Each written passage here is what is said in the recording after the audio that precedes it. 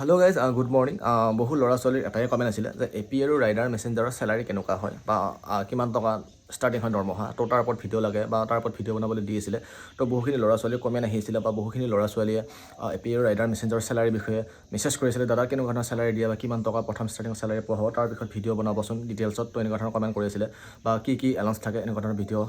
মানে দিবৰ কাৰণে জনাই আছিলে ঠিক আছে আজিৰ এই ভিডিঅ' তাৰ ওপৰতে হ'বলৈ গৈছে চ' ভিডিঅ'টো একদম শেষলৈকে চাই থাকিব আৰু যদি চেনেলটো যদি নতুনকৈ ভিজিট কৰিছে তেতিয়াহ'লে চেনেলটো ছাবস্ক্ৰাইব কৰিব আৰু লগতে এতিয়ালৈকে যদি ভিডিঅ'বিলাক লাইক শ্বেয়াৰ কমেণ্ট কৰা লাইক শ্বেয়াৰ কমেণ্ট কৰক আৰু যদি তোমালোকৰ এ পি আৰু ৰাইডাৰ মেছেঞ্জাৰ এণ্ড কনষ্টেবল ড্ৰাইভাৰৰ কাৰণে কিবা যদি চিগনেচাৰৰ ভিডিঅ' লাগে বা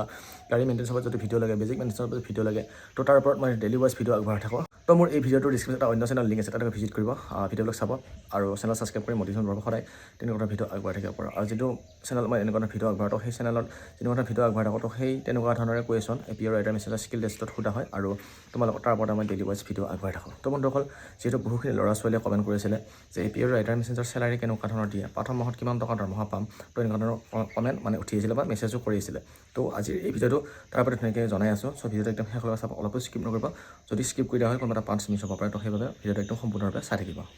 চ' বন্ধুসকল যিহেতু এ পি আৰৰ যিটো পদ হয় ৰাইডাৰ মেছেঞ্জাৰটো বা এ বি ইউ বি যিটো পদ হয় তো তাতে যিটো চেলাৰীৰ মানে বেজিক পে' বা গেট পে' হয় তো সেইটো একদম চেলাৰী স্কেলটো একে হয় যিহেতু 14,000ৰ পৰাই ষ্টাৰ্টিং হয় আৰু যিহেতু গেট পে' 5,600ৰ পৰাই ষ্টাৰ্টিং হয় ঠিক আছে তো যদি আপোনালোকৰ যদি এ পি আৰু ৰাইডাৰ মেছেঞ্জাৰ যদি পদত ভৰ্তি হোৱা তেতিয়াহ'লে তোমালোকৰ প্ৰথম যিটো চেলাৰী হয় তো তোমালোকৰ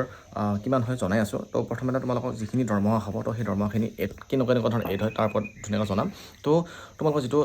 বেজিক পে' মানে যিটো পে' স্কেল হয় তো পে' স্কেলটো তোমালোকৰ লাগিব 14,000 টকাৰ পৰা আৰু তাতে যোগ হ'ব তোমালোকৰ 5,600 টকা গেট পে' ঠিক আছে তো তাৰ লগত থাকিব তোমালোকৰ চিটি এলাউন্স বা য'ত তোমালোকে পোষ্টিং হোৱা তাৰে সেনেকুৱা ধৰণৰ এলাউন্স থাকিব বা যদি তোমালোকে যদি বৰ্ডাৰ যদি এলেকাত যদি পোষ্টিং হয় তাৰে এলাউন্স থাকিব বা চিটি এলেকাত পোষ্টিং হ'লে চিটি এলাউন্স থাকিব তো এনেকুৱা ধৰণৰ মানে এলাউন্স থাকিব তো সকলোবিলাক এলাউন্স যোগ কৰি বা ৰেচন এলাউন্স এনেকুৱা ধৰণৰ ডেষ্টিনেছ এলাউন্স আৰু ডি এ টি এ যিবিলাক এলাউন্স আছে সকলোবিলাক যোগ হৈ তো তোমালোকৰ চেলাৰী ফাৰ্ষ্ট মহিনা যেতিয়া তোমাৰ ট্ৰেইনিঙত যাবা তেতিয়া তোমালোকৰ 28,000 প্লাছ মানে হ'ব ঠিক আছে বা 28,055 বা 28,110 এনেকুৱা ধৰণৰ তোমালোকে পাবা ঠিক আছে 28,055 টকা বা 28,060 টকা বা 28,110 105 এনেকুৱা ধৰণৰ তোমালোকে প্ৰথম ষ্টাৰ্টিং চেলাৰী পাবা তো বাকী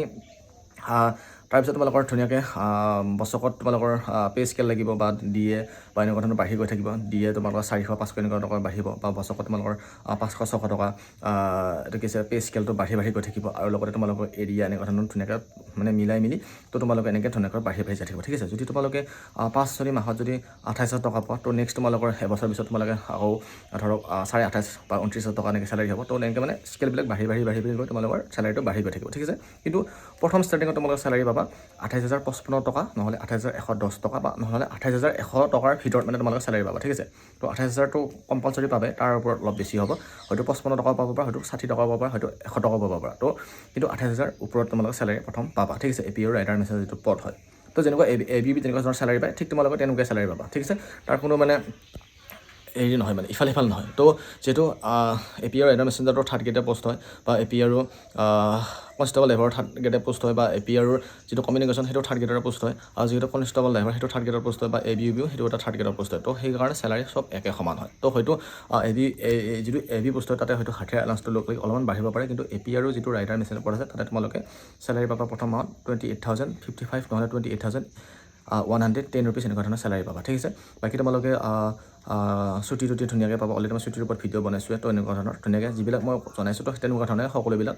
দিয়া হয় বা পোৱা হয় ঠিক আছে বাকী ভিডিঅ'টো চাই কেনেবা কমেণ্ট কৰি জনাব আৰু যদি ইনফৰমেশ্যন লাগে তেতিয়াহ'লে মোক কমেণ্ট কৰক নহ'লে